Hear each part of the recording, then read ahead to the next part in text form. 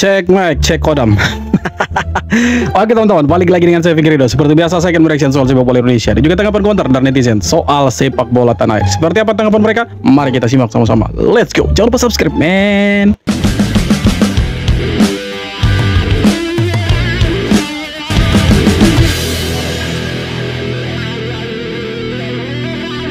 Sekarang ni Indonesia satu-satunya wakil ASEAN di round keempat kelayakan Piala Dunia. Oke, teman-teman Malaysia dengar ya. Indonesia satu-satunya wakil ASEAN di round keempat kualifikasi Piala Dunia. Ya, teman-teman kita dari Malaysia yang bilang loh. Teman-teman kita dari Malaysia. Abang ini kan dari Malaysia. Teman kita dari Malaysia yang bilang. Oke, mari. So, jom kita dengar. Semua pasukan Arab. Korang tahu tak impak kalau Indonesia berjaya masuk ke Piala Dunia atau terkandas di playoff ialah ia akan menaikkan semangat ke semua pasukan ASEAN untuk turut ikut jejak langkah yang sama. Projek pemain warisan dan naturalisasi sudah pasti akan dilakukan secara besar-besaran. Thailand dan Vietnam yang kononnya hanya nak pemain tempatan pun akan buat benda yang sama. Benda ni sangat bagus sebab pasukan-pasukan ASEAN akan jadi lebih kuat dan bukan lagi standard ASEAN. Kita akan jadi standard seluruh Asia. Waktu tu kalahkan negara Arab dan Asia Timur pun dah jadi biasa untuk kita. Itulah sebabnya kejayaan Indonesia dalam kelayakan Piala Dunia ni akan memberi impak yang sangat besar pada pembangunan bola sepak ASEAN. Korang setuju tak? Komen sikit pandangan korang. Sekarang Indonesia jadi role model untuk ASEAN. Kalau Indonesia bisa lolos ke Piala Dunia, ya Indonesia pasti menjadi sesuatu yang sangat membanggakan dari ASEAN, dan sepak bola ASEAN tidak akan dipandang sebelah mata lagi. Dan bisa jadi langkah-langkah yang dibuat sama Indonesia selama ini di kualifikasi Piala Dunia, dan ya kalau kita lolos ke Piala Dunia bisa jadi itu ditiru lah sama negara-negara tetangga kita. Dan yang paling dekat ya tetangga kita lah yang selalu meniru apa yang dibuat sama Indonesia. Jadi ya begitulah, Indonesia jadi role model untuk mereka dan kita patut berbangga soal itu. Dan kalau mereka bilang kita sombong, kena karma, dibantai Jepang 6-0, ya sudahlah, kita mah diam saja, tidak usah membalas. Nanti kita lihat saja seperti apa, sejauh mana kedua negara ini melangkah untuk sepak bola. Apakah Malaysia akan lebih maju dari Indonesia? Apakah Indonesia akan lebih maju dari Malaysia? Itu sudah pasti sih. Atau justru ya kita terus berada di bawah bayang-bayangnya Vietnam dan juga Thailand.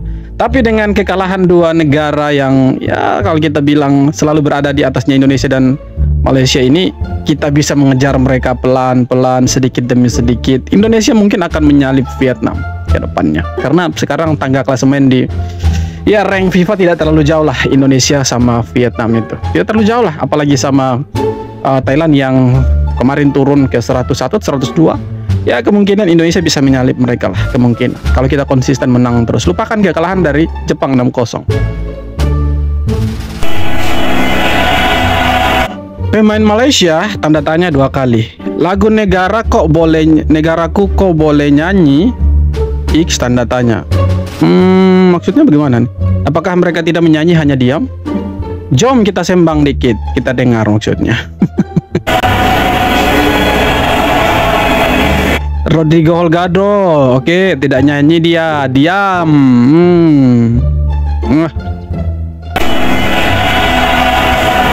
Figueiredo juga diam.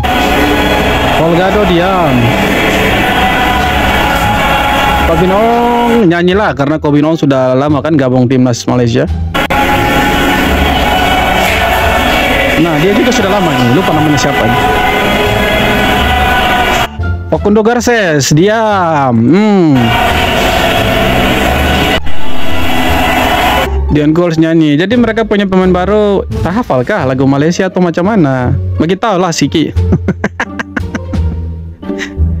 Kasih lah mereka, belajarlah bahasa Malaysia, kebangsaan, lagu kebangsaan Malaysia. Tirulah yang baik dari Indonesia. Pemain-pemain keturunan kita tuh nyanyi loh.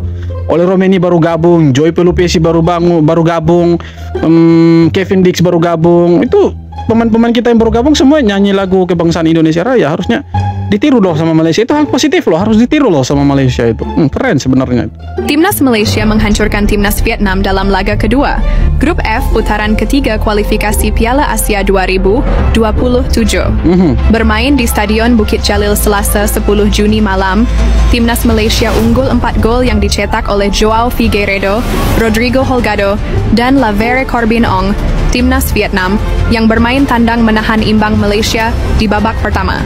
Masuk di babak kedua, Timnas Malaysia yang dijuluki Harimau Malaya bisa mencetak 3 gol dalam kurun waktu 20 menit ke gawang Golden Stars.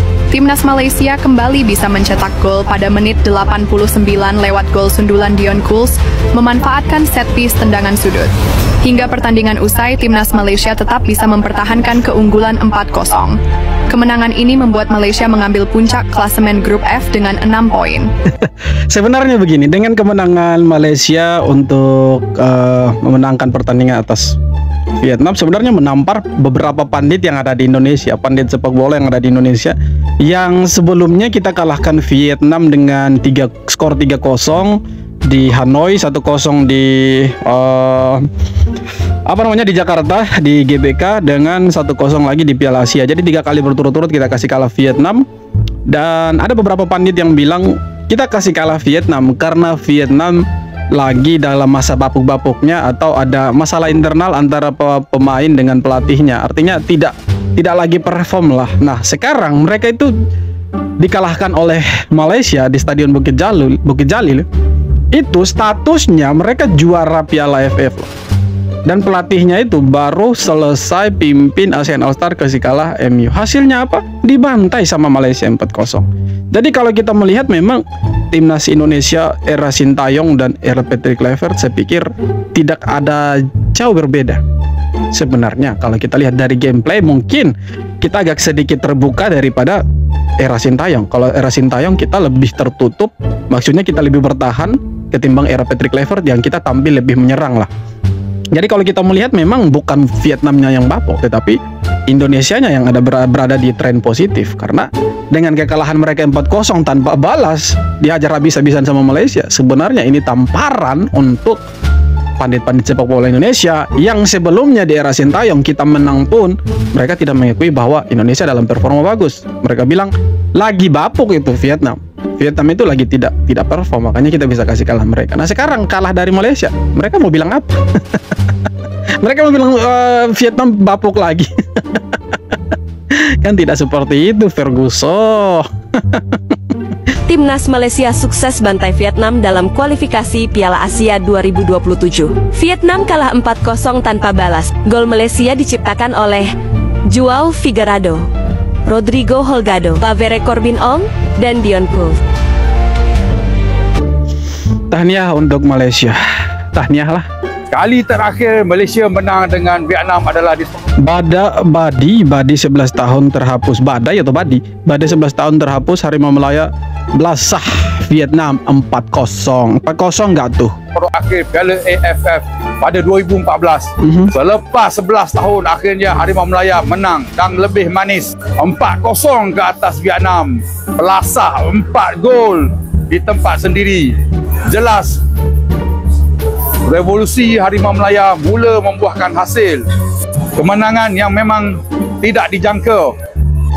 Terbaik Harimau Malaya. Tahniah Harimau Malaya.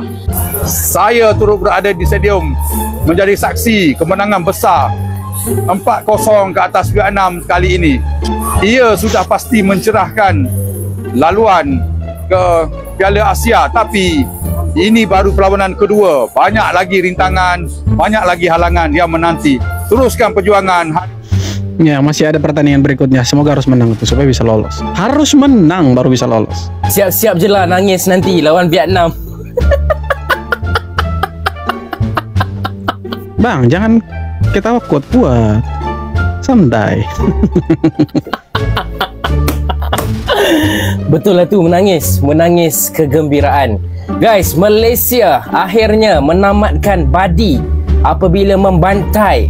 Okey, kita buat lauk Vietnamese spring roll, menjaringkan gol sebanyak 4-0 dalam aksi kelayakan Piala Asia pada malam tadi. Jom kita sembang. Sebelum tu, korang yang minat konten-konten bola sepak, tekan dulu butang follow dekat sini. Dah tekan. Mantap. Pertama sekali aku kena cerita pasal anak muda yang kita banggakan selama ni, Arif Aiman. What a player. Dalam tim yang sudah ada pemain-pemain yang bermain di La Liga, di Liga Amerika Selatan, ada juga yang bermain di Turki. Tapi Arif Aiman yang bermain di Liga Super Malaysia masih lagi menyerlah. Kalau korang tengok dekat first half tu, sayang ada satu peluang yang dia tak dapat nak jaringkan. Bila tengok dekat stadium nampak macam dia tak lob tu tak masuk ke dalam gawang lah, tapi bila tengok highlight nampak macam Ya, dia coba untuk chip tapi tidak masuk lewat ke atas itu, Mister Gawang.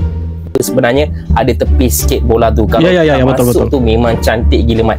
Dekat first half Arif Aiman lebih kepada dia cuba nak menjaringkan gol, tapi dekat second half dia tukar dia punya mood. Dia jadi assister pula. 2 assist dia hasilkan dalam game malam tadi. Hantaran-hantaran maut daripada tepi, gandingan dia dengan Dion Scholes memang betul-betul menjadi tau malam tadi. Arif Aiman gila budak ni. Yang kedua Jadi Malaysia lawan Vietnam itu mereka 9-2. Kedua pemain lokal mereka, 9-nya pemain naturalisasi itu. Jadi mirip-mirip lah dengan Indonesia. Aku nak cerita pasal player-player warisan kita. Kita dengar dulu ya teman-teman dari ramai yang tak berpuas netizen hati. Malaysia. Sebab yelah nama-nama baru, nama-nama bukan nama Melayu kan. Diorang nak Ahmad, Ali, Mutu dengan Apek yang main untuk Malaysia. Tapi bila tengok line up nampak nama ada Holgado, Figueiredo. Okey. Bila aku tengok game semalam, aku rasa akan menutup kot mulut-mulut yang tak puas hati sebelum game. Sebab apa? Semangat yang diorang tunjukkan memang betul-betul macam nak main untuk Malaysia weh. Korang tengok ada seorang tu kepala dah berdarah dah Mat. Okay, striker ni kepala dah berdarah Mat. Dia pergi keluar, dia balut kepala dia masuk balik, dia menjaringkan gol. Nak kata power tak power. Lepas tu botak tengah ni memang betul-betul MVP lah untuk game malam tadi. Okey, position dia sebenarnya macam second striker, tapi dia macam bermain dekat semua position depan tu tau. Okey, kadang-kadang dia dekat tengah, kadang-kadang dia dekat kiri, kadang-kadang dia dekat belakang. Figueiredo ni posisinya dia mirip-mirip Marcelino lah. Dia free roll lah. Jadi dia cetak gol itu. Keren sih Figueiredo ini.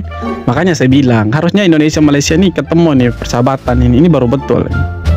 Timnas Malaysia dalam laga melawan Vietnam, pelatih Klamovski memanggil sederet pemain asing. Pada susunan daftar pemain inti terdapat Davis, Garces, Irazabal, Dion Scholes, Laine, Hefel, Corbin Ong, Holgado, dan Figueiredo. Malaysia menang 4-0 sekaligus mengakhiri paceklik kemenangan atas Vietnam yang sudah terjadi sejak 2014 atau satu dasawarsa. Timnas satu dasawarsa enggak tuh?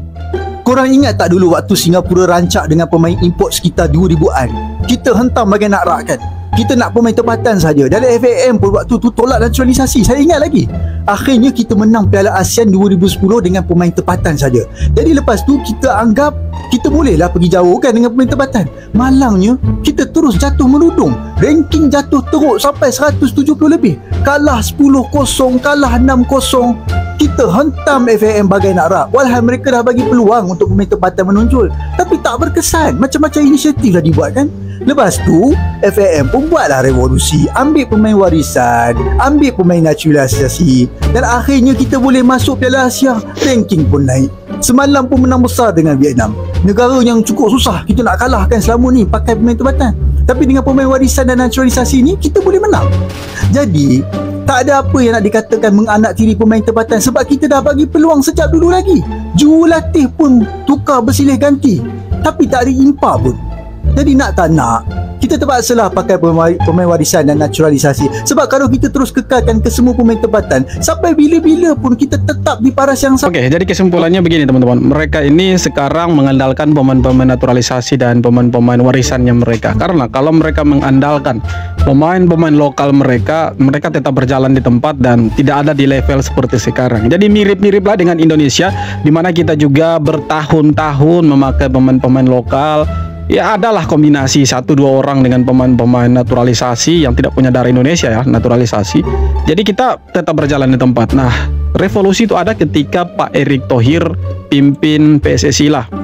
Sebenarnya ini lanjutan dari Pak Iwan Bule, masih dipegang sama Luis Milla waktu itu. Kita punya timnas sudah mulai bagus, kita punya timnas permainannya sudah mulai kelihatan. Ya ditambah lagi dengan Pak Erick Thohir naik sebagai ketua PSSI, maka kita punya timnas ya semakin bagus.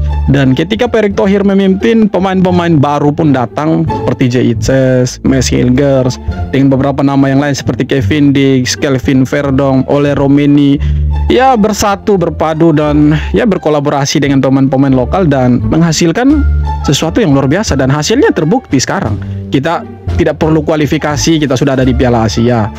Kita sekarang ada di ronde keempat, peringkat FIFA kita naik. Jadi ya hasilnya kelihatan sekali. Secara permainan pun kita tidak buruk-buruk amat ya, walaupun kita kena bantai sih 6-0 dari Jepang, tapi sudahlah. Memalukan tapi sudahlah. Ya secara keseluruhan oke lah, kita bagus lah. Nah itu yang dilihat sama Malaysia, dan akhirnya Malaysia juga mencoba untuk mengambil pemain-pemain keturunan mereka dari Argentina, mengambil pemain-pemain warisan mereka, berkolaborasi dengan pemain-pemain seperti Faisal Halim, seperti Arif Aiman. Dan kita lihat sekarang Vietnam yang selalu mendominasi Malaysia kurang lebih 10 tahun, hasilnya dihantam itu Vietnam 4-0 di Bukit Jalil. Nah itulah yang saya bilang, ada hal positif dari sepak bola Indonesia yang dilihat sama negara-negara tetangga yang lain, bahwa sepak bola Indonesia semakin maju ketika kita memakai pemain-pemain naturalisasi atau pemain-pemain keturunan kita dikolaborasikan dengan pemain-pemain lokal kita. Ya, semoga sepak bola Indonesia semakin maju, meninggalkan negara-negara tetangga kita, dan semoga sukses di ronde keempat. Oke teman-teman, jadi tadi beberapa video tanggapan komentar dari netizen soal sepak bola Indonesia, dan seperti apa tanggapan kalian silahkan tulis kolom komentar, dan kita jumpa lagi di video-video berikut. Terima kasih, hormat.